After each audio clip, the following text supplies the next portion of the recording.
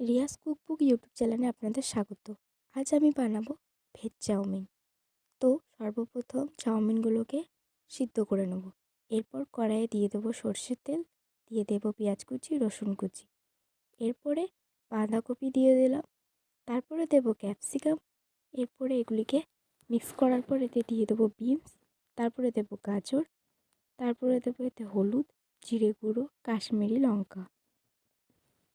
এগুলিকে ভালো করে মিক্স করার পর এতে দেবো লবণ স্বাদ মতো। এগুলো মিক্স হয়ে যাওয়ার পর এতে আমরা দিয়ে দেব ভিনিগার।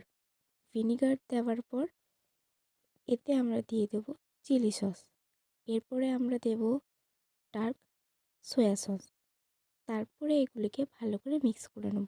মিক্স হয়ে গেলে সিদ্ধ করে রাখা চাউমিনগুলো দিয়ে দেওয়ার পরই একদম তৈরি। ওপর থেকে একটু মটরশুঁটি দিয়ে দিলাম, তারপরেই আমাদের মিক্স ভেজ চাউমিন তৈরি। আপনাদের যদি ভিডিওটি ভালো লাগে লাইক, কমেন্ট, শেয়ার করুন।